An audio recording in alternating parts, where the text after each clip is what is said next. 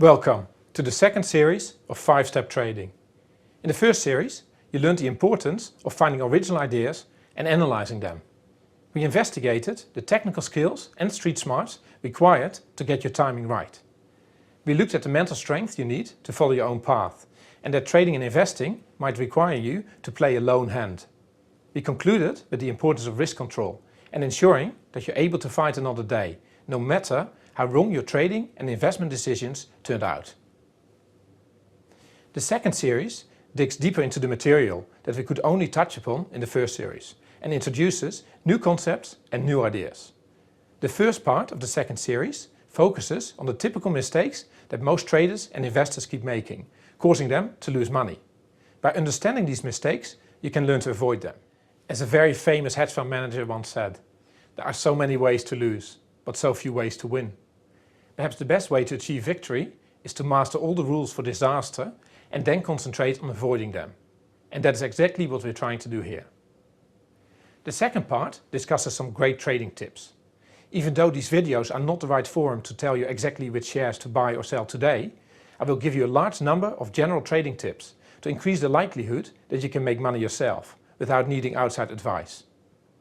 On popular request, I have also written and filmed a trading screen module.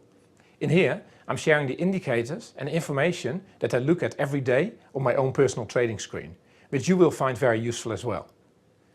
Welcome back to 5-Step Trading Series 2. If you liked the first course, then you will love the second series. Happy trading!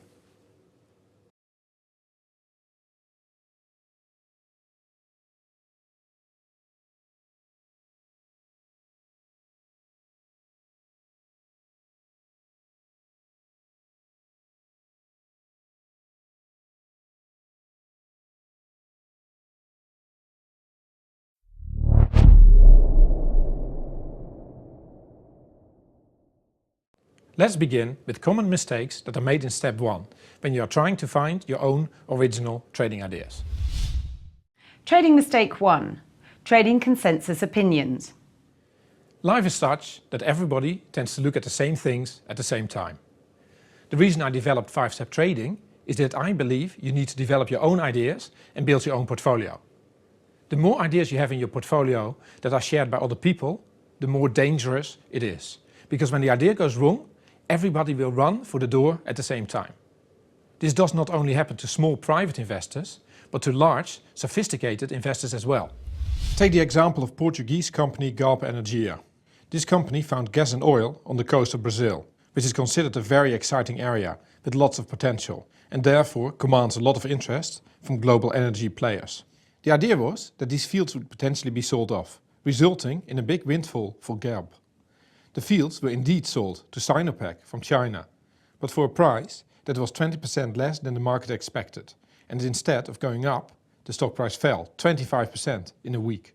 The stock dropped more than justified by the news itself, because it was not an original trading idea, and a lot of smart professional money owned the stock already. So always try to ask yourself if your position is a consensus position, because when things turn sour in a consensus situation, a lot of people will be wrong at the same time, causing much larger losses than if you are one of just a few people with the same position.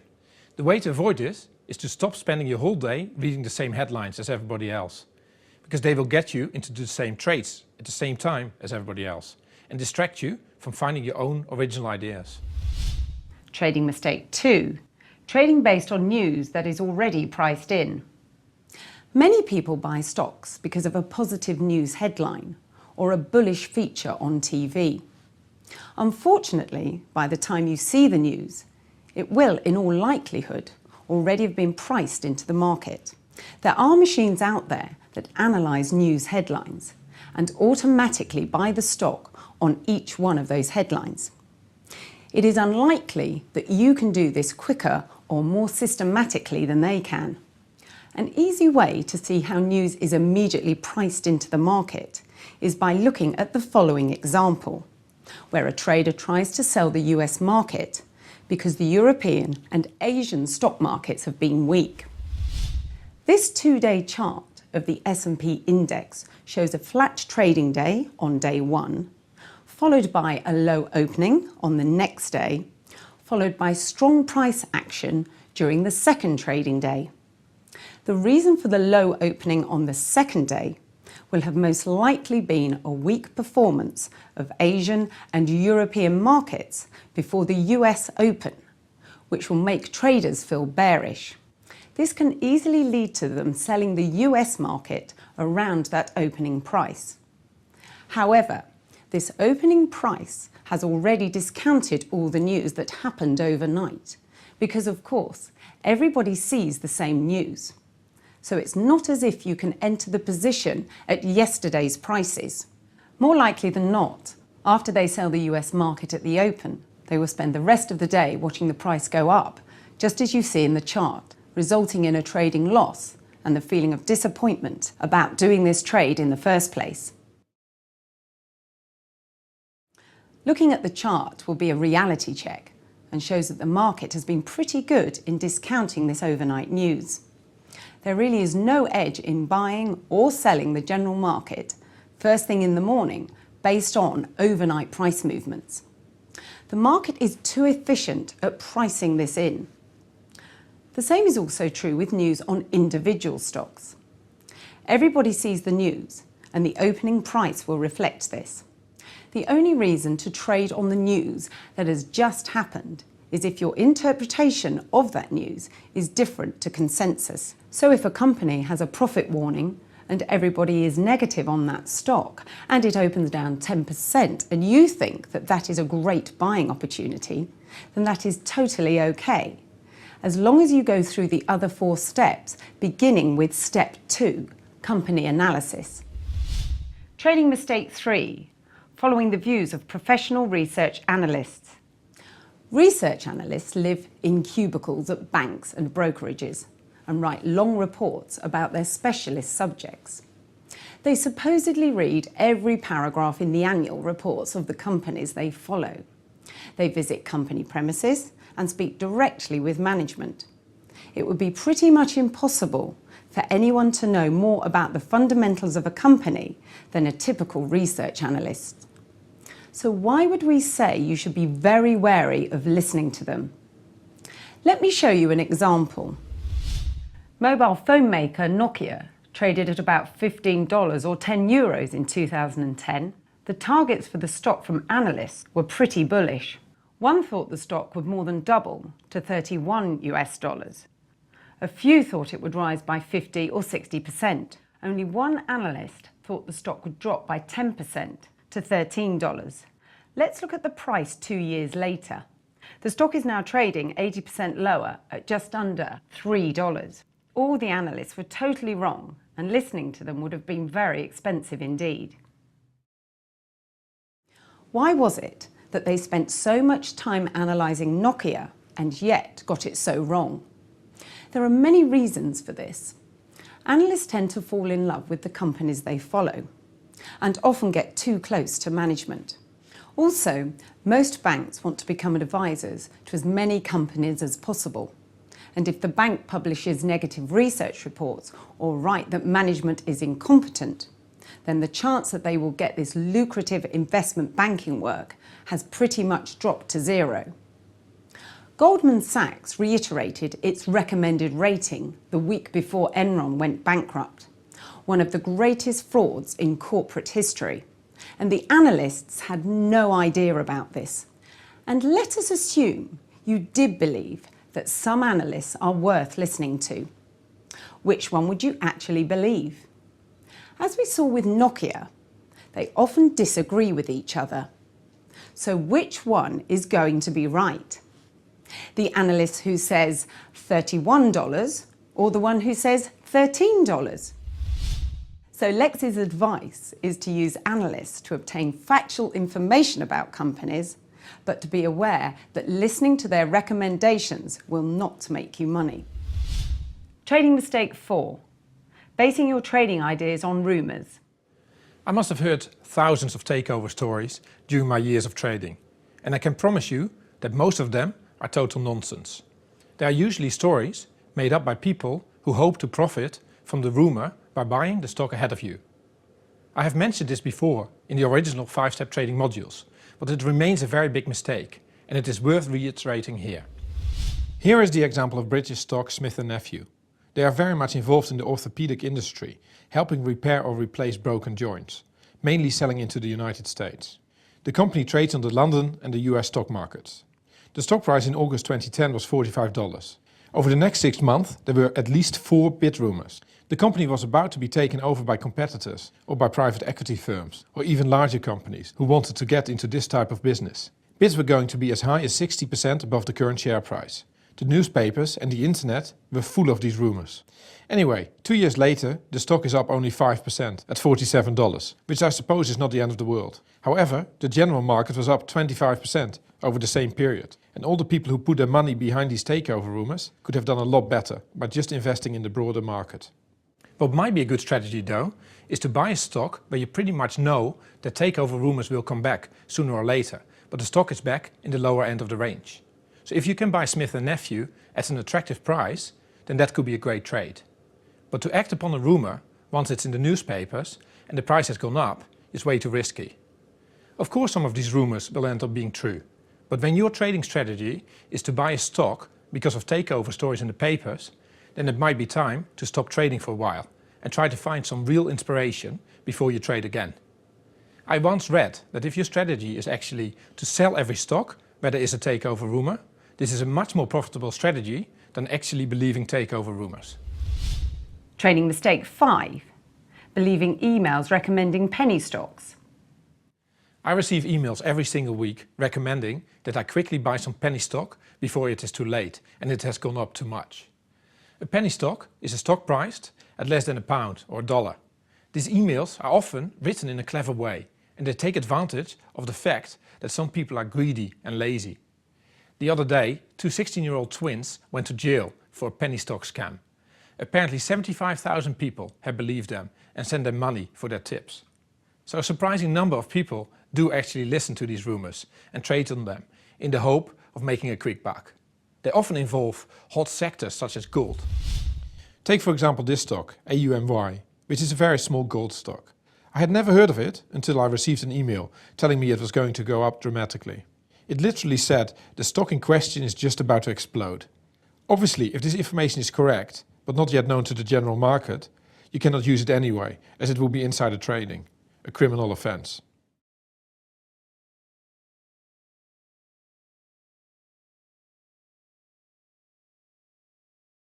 Anyway, here's the stock chart.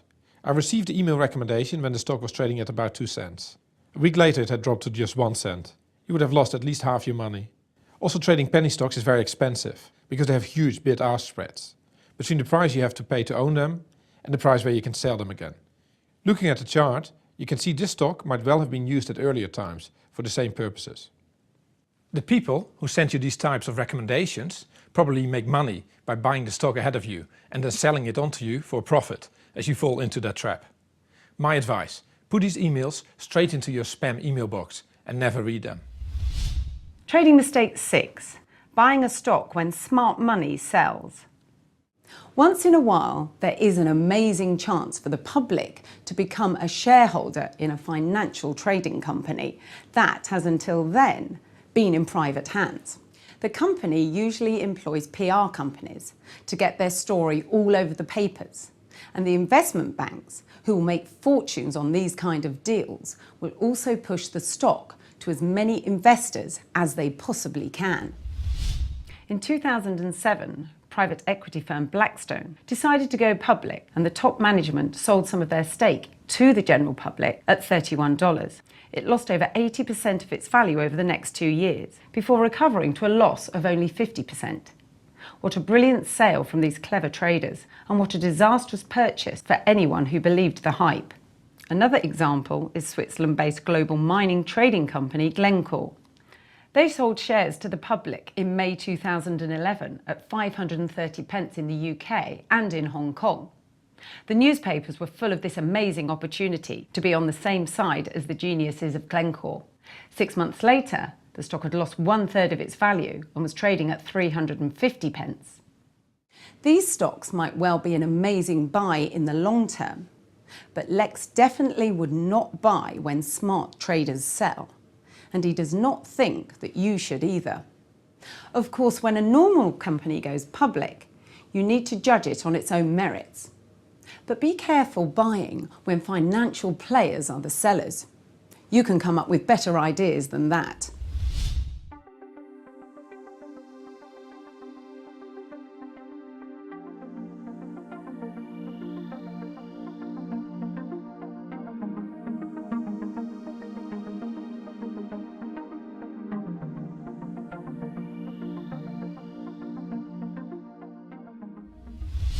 In step 2, we need to ensure that we analyze the ideas that we identified in step 1 properly, so that we don't end up with a portfolio full of dogs.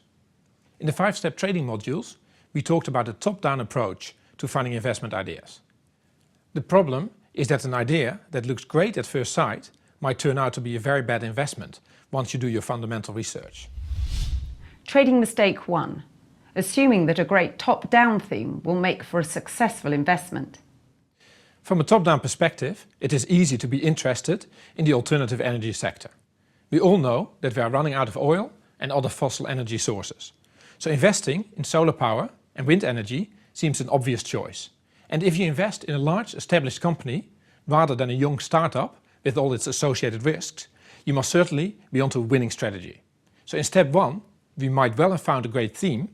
However, in step 2, we need to drop our love for that theme and get back to earth and do some real analysis. Not to do so would be a big mistake. Let's look at Vestas Wind Energy, the world's largest maker of wind turbines.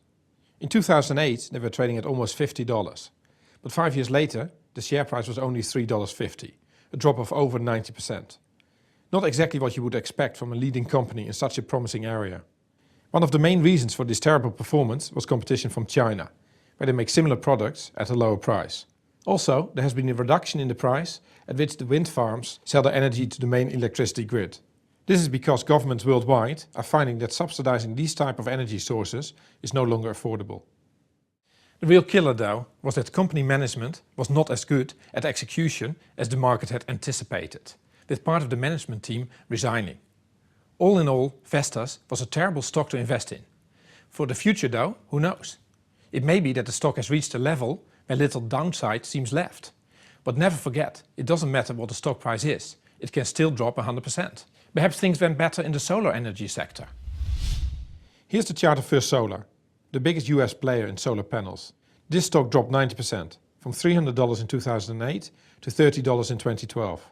Similar to wind energy, the subsidies for solar energy have declined, which has resulted in less demand for solar panels. And there has also been a similar oversupply of cheap panels made by Chinese companies. I'm all for trying to identify good companies based on the top-down idea of alternative energy. But it is clear that you need to do more research to make sure that you pick the right company within your chosen theme. Maybe it's easier to make money by identifying a winning new technology and investing in a company in that space.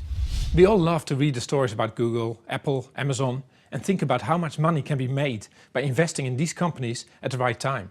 If only we could identify the next Facebook. Well, maybe not Facebook, maybe another name.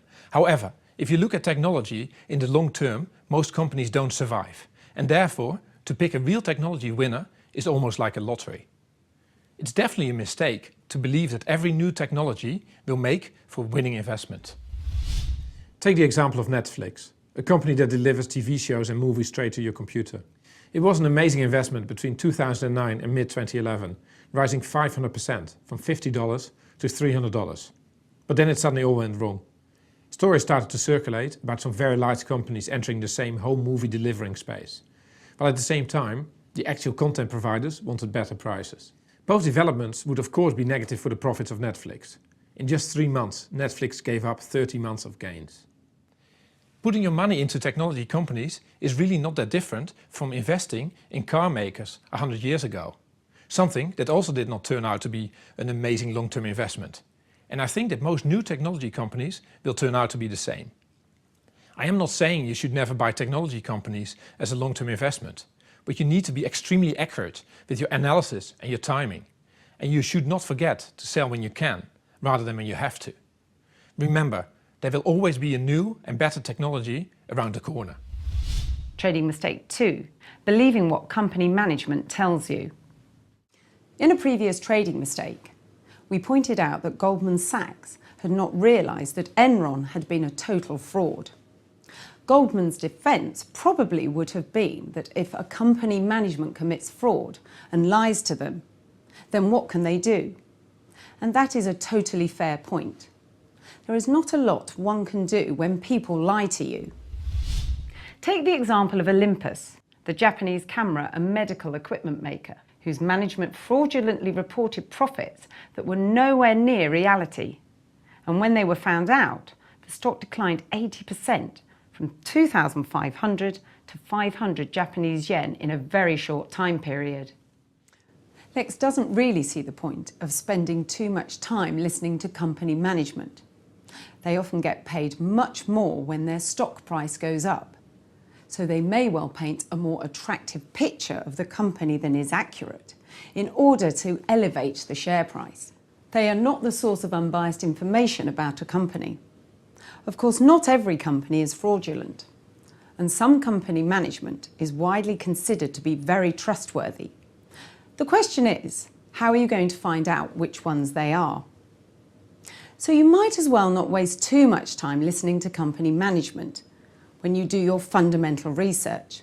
The one occasion you should listen to management, though, is when they release a profit warning, because business is not going as well as expected. This is because profit warnings, just like buses, often come in 2s or 3s, as we'll discuss later.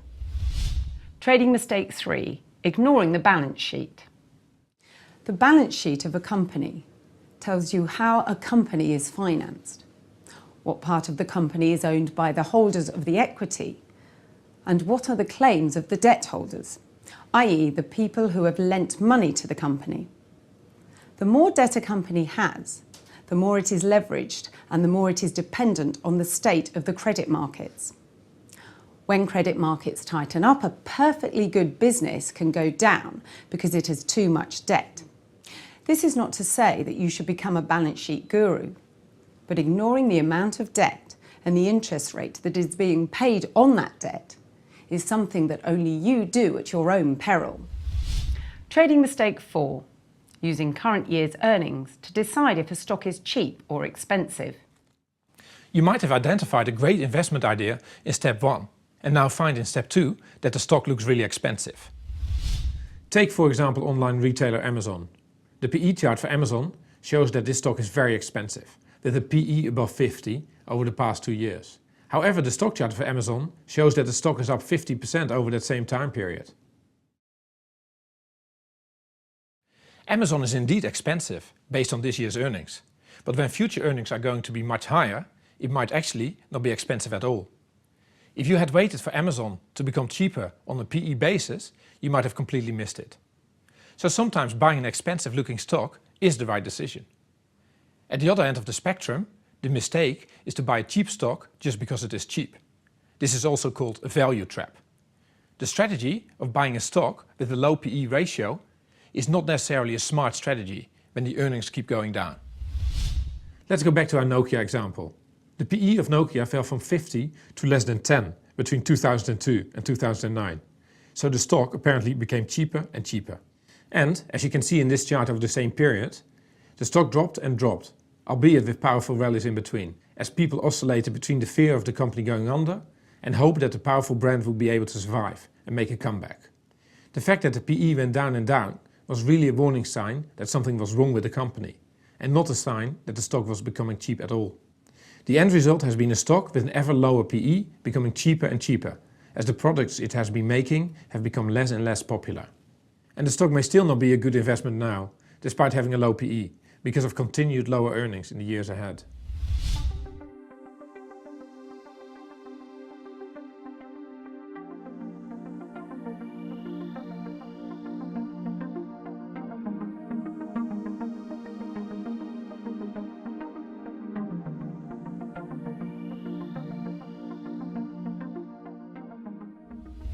Let's now look at some mistakes that are made in step 3, when looking at the technicals. Trading mistake 1, ignoring a terrible stock chart because of a misplaced buy and hold conception. Let's quickly show you again why I don't think that the concept of stocks going up in the long term is necessarily true. Here's a chart of the S&P 500 since 2000. Over the last 12 years, the average stock in the most important stock index in the world has not gone up in value. Buy and hold basically says that you should never sell a losing position, because if a stock goes down, it will surely bounce again later. That is a very dangerous assumption and could cost you a fortune. Assuming that stocks always bounce throws all discipline out of the window and could lead to a portfolio full of losing positions and terrible losses.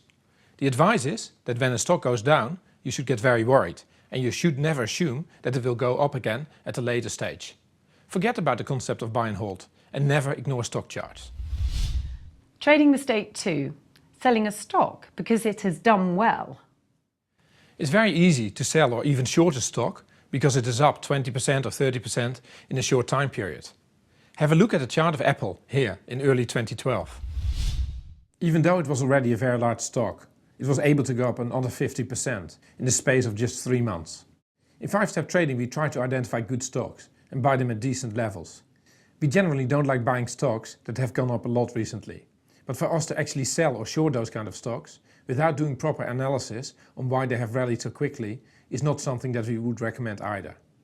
Stocks can become and stay overbought for a long period of time, and more often than not for a good reason.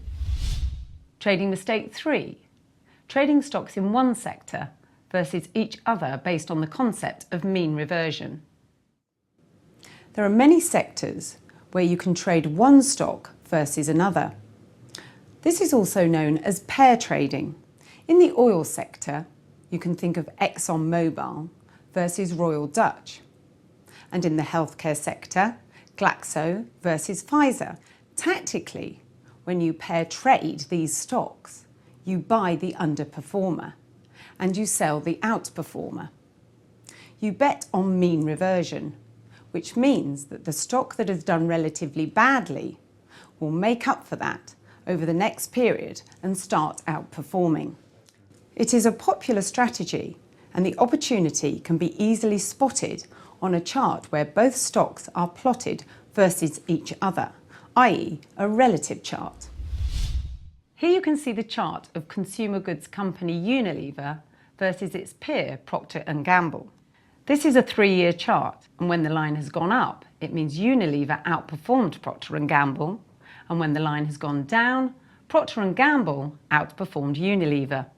They've been stuck in a tight range. They are two well-managed global companies, and there really is not a lot in between them in this very stable sector. So when one stock underperformed over the last 3 years, the other company caught up later. Seems easy enough. Unfortunately, the reality is that Lex has seen people do this kind of pair trading for the past 20 years. And he has not met any individual traders who have made consistent money doing it. It might be different for computer programs, which trade intraday. But for people without that kind of computer power, it is a loss-making strategy as far as he's concerned. Why does he think that this is the case? Well, first of all, there is normally a good reason why a certain stock outperforms over a certain period. It might well be a fundamental change in the business, or maybe new management has arrived, or perhaps the two stocks were not as comparable as first thought. Let us give you an example of a pair trade that went terribly wrong. Here you see the price ratio between General Motors and Ford between 2002 and 2012. You could argue that they were trading in a range between 2002 and 2008. And if you had enough patience, a pair trading strategy would have made money. However, it would have given you the position in 2008 of being long the underperformer General Motors versus short Ford Motors at a ratio between 2.5 and 3.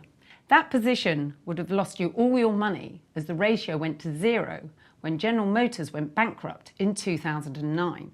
So it really would have been a bad strategy betting on the underperformer being the place to put your money. Other issues with pair trading are that you pay a lot of commission to your broker and that the time period of mean reversion might be much longer than you initially hoped for. And as the spread goes out further and further, more and more traders will put on this trade just as you did, leading to an enormous consensus position where all the traders are on the same side of the trade and are all wrong and nervous. The chances are that the spread will go out even further as these traders start to cut their positions. One of Germany's richest men had a bit of a go at pair trading in 2 share classes of German car maker Volkswagen. It did not go as expected, and he jumped in front of a train. If pair trading can drive a billionaire to suicide, we think that that tells you you should stay away as well. Our recommendation: keep your life simple. Don't do pair trading. Trading mistake 4.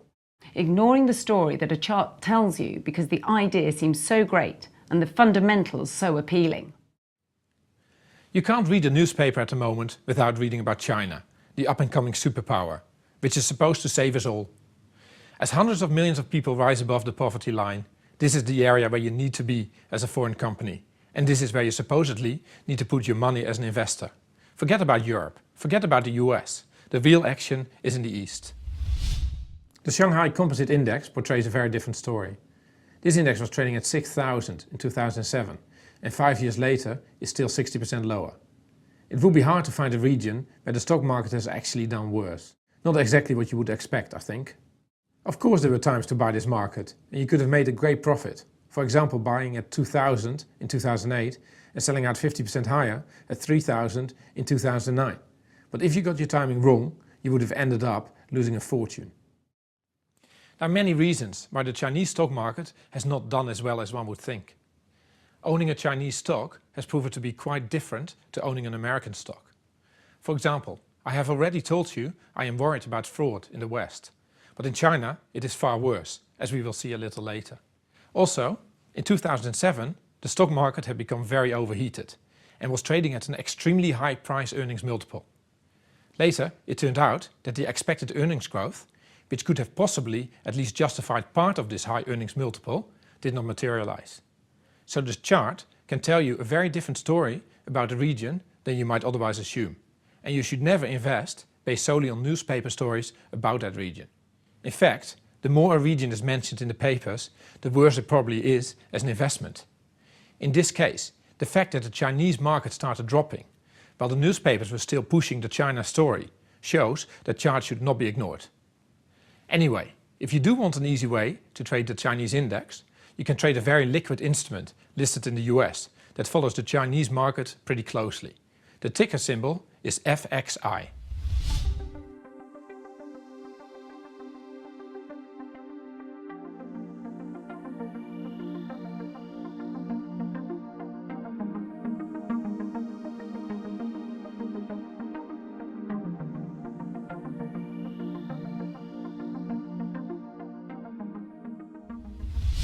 A lot of mistakes are made in step 4, where we have to look not only at our own psychology, but also at the psychology of the trades we're looking at. Trading mistake 1. Unrealistic expectations. In my seminars, I often ask people how much they think they need to make per year for me to consider them a great trader. Normally their answers vary from 20% to over 50%. My view is that this is way too high. And every single person I have ever met that makes that kind of return is either a liar or blows up very soon after. In investing and trading, we are often our own worst enemies. Being impatient and trying to make too much money too quickly is a recipe for disaster. If you can make 10% per year consistently, you will outperform most professional traders. It means making less than 1% per month. This does not sound like a lot and seems easy to achieve, but believe me, in practice it's very difficult. Aiming to make more than 10% means that you probably end up making many of the mistakes we talked about before. You will start to use a lot of hope in your trading as opposed to proper research, and you will begin to compromise on your discipline. Just aim to make 10% per year and you will be a real hero if you can achieve that year after year. Trading mistake 2. Confusing bad trading results with a wrong trading strategy. Every trading strategy is to some degree based on playing the odds. Some strategies will make you money 60% of the time. Some even less than that. it'd be very hard to have a chance of more than, let's say, 70% chance of making money for a given strategy. That means that you will be wrong at least 30% of the time. Even if you have a trading strategy with very good odds, statistically, that trading strategy will still go through long spells with mainly losses. Changing your trading strategy just because you have been losing money for a while could be the worst thing that you could do. If you can't accept the statistics of your trading strategies, then you should not play in the stock market. Of course, to stay in the game, you must always keep your losses under control. Trading mistake 3. Thinking that good trading results mean you have good trading habits. Related to the previous mistake, it is also important to differentiate between good trading results and good trading behaviour. It is very possible that you made an investment or put on a trade for totally the wrong reasons, but that you still made a profit just because you were lucky. A lot of people will then confuse this with good trading habits. This is very dangerous, as it makes it more likely that this bad behaviour will continue. In the end, bad behaviour will inevitably lead to big losses. So it's much better not to get punished for bad decisions, and being lucky initially will work against you in the long term.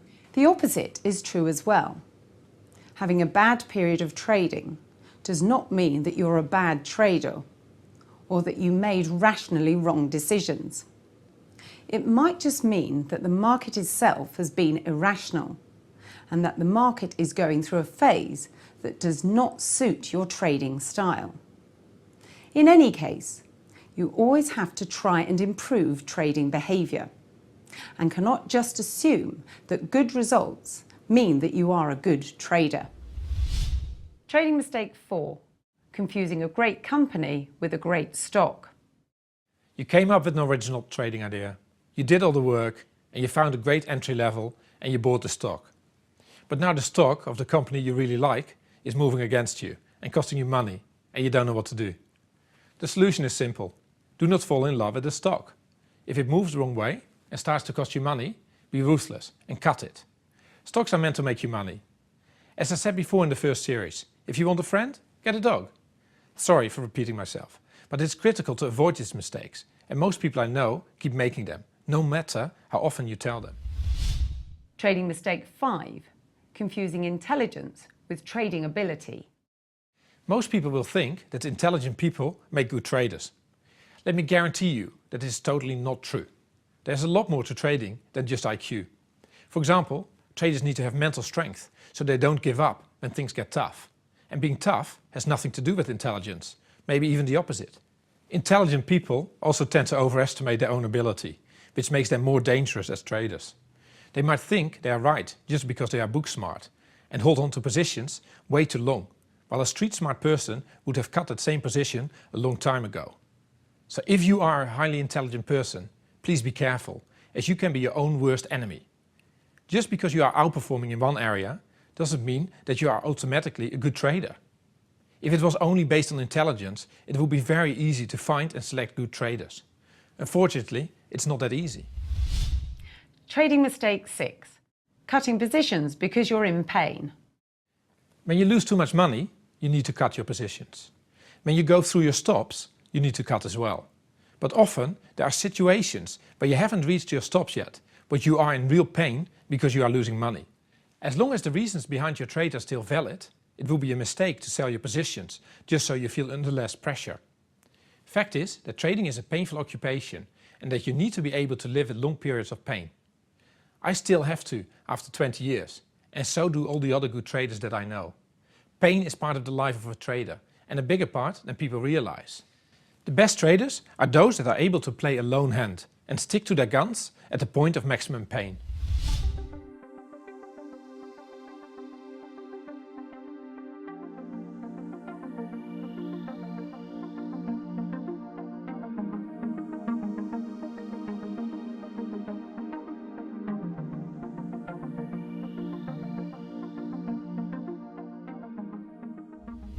At the end of the day, investing is all about risk management and making sure you are still around the next day with money to trade and invest with. Trading mistake 1. Putting on too many correlated bets.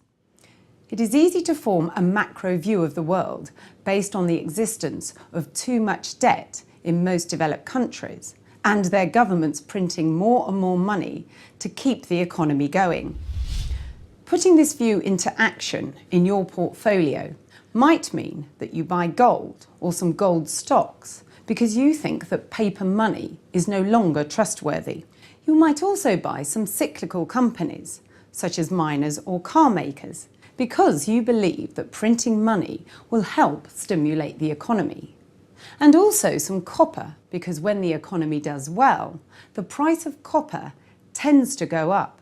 Also, you might sell some food manufacturers, because that is now dead money, as these are the types of defensive stocks you buy when the economy does badly. The end result is a portfolio full of correlated positions, so that at a given time, all of the trades work in your favour, or they all cost you money, meaning that most days you feel either like a hero or a zero, with nothing in between. The advice is, just as we said in 5-step trading, be very careful having too many similar positions in your portfolio. By the way, it's advisable to monitor the behaviour of your portfolio on a daily basis because correlations can change from one day to the next. And when correlations change, you might need to change your portfolio as well. Trading mistake 2. Not looking at the volatility of your positions. It's easy to take positions of the same size in different stocks, independent of the volatility of the stocks and the volatility of the market at the time. So you might be long $5,000 worth of IBM and $5,000 worth of Apple. If Apple is twice as volatile as IBM, this means that you have twice as much risk and conviction in your Apple position than in your IBM position. If that is what you want, then fair enough. Just make sure that you're aware of this. The same reasoning is valid for the general market volatility. If the market is very calm, then $5,000 in each position might be fine. But if the market moves from a quiet, stable market into a volatile, unpredictable market, then maybe you should reduce the size of your positions as well, just so you keep the risk at the same level as before. So it's a mistake not to regularly monitor the volatility of the market and of your individual positions. Trading mistake 3. Buy more of the same stock when it drops in value. I'm often asked if it is smart to buy more of a certain stock when the stock starts trading at lower prices. This is also known as averaging down. The reasoning is that if you have just paid 100 for a stock and it then moves lower, the opportunity to buy at a lower price could be considered more appealing and at the same time reduce the overall average price being paid. Let's look at an example of averaging down. In scenario A, initially you buy 50 shares at the price of 100. When the stock goes down to 96, you buy another 50 shares. And at 92, you buy another 50 shares. So when the stock price reaches 92, you own 150 shares at an average price of 96, meaning a loss of 150 times 4, i.e. a loss of 600. At the stock price of 90, you will have lost 900. Averaging down scares me to death. When a stock goes against me, I want to get rid of it. I don't want to buy more, no matter how much research I have done. I think being wrong and buying more is a lethal combination. I should be thinking of cutting instead of averaging into the position. I clearly missed something, otherwise I would not be losing money. Averaging down will work in many cases, but in the long term it will turn out to be a big mistake. The way I trade is to buy the initial 50 shares at a price of 100. When the stock goes down, I don't buy any more shares. Of course I will lose money as the stock goes down, but on fewer shares than I would have done had I bought more shares at lower prices on the way down. So at a price of 90, I would have lost 500, while someone who averaged down would have lost 900. In fact, I would hopefully have cut my position at a predefined stop loss level, say for example 95. At that point I would have taken the 250 loss, moved on and looked for new opportunities. The person who averaged down would still have lost 900, which shows the value of having a stop loss in place. Of course, the chances are that the stock will move down and then back up again. In that case, the person who buys more stock when it trades at a lower price will make much more money than me. But personally, I always think of the downside first and the worst case scenario. I think you should too. My preferred way of trading is to wait until I have a profit on a position and then buy more of it as it goes in the right direction. This is also known as scaling into a position. Of course, if the stock reverts down a little, I will give up my profit. But I would much rather work from a position of strength than from a position of weakness, with large losing positions on my book. Trading mistake 4. Holding on to losing positions. One of my bosses at Goldman Sachs used to say that he didn't want unlucky people around him. He was worried that it would rub off on him somehow, and the same is true for stocks. Here you see the chart of Chinese stock Yui Chicken, which is quoted on the US stock market. Yui is the second largest Chinese supplier of day-old chickens raised for meat consumption. I bought this stock because the Chinese are getting richer, and as they have more disposable income, they will eat more chicken. However, the stock price kept going down and down. In the end, I cut at the price of around $4. That was unfortunate for me, but after that it dropped another 75%, when it turned out that the company owned less chicken farms than they had told shareholders. This turned out to be yet another fraud by a Chinese company. As I have said before, when you don't cut, you end up surrounding yourself by lots of losing positions. They will continuously remind you of your own failures. Instead of thinking of new original ideas, you will be stuck watching your current frustrating positions. The saying that you can't go broke taking a profit is totally wrong, as it will end up leading to taking profits too quickly and running losses for too long. Professional traders cut losing trades often, and they cut them soon. So should you. So here we are already at the end of this list of mistakes. Of course there are many others, and I'm sure I will talk about them again in future modules. The key to trading is to make as few mistakes as possible. And when you do make mistakes, you must address them immediately and move on with a positive frame of mind, so you can identify great new original trading ideas. Hopefully, 5-step trading will improve investment discipline and identify trading mistakes, so that you end up with a portfolio full of winners. Avoid the easy mistakes and you might have a chance of making some money. Happy trading!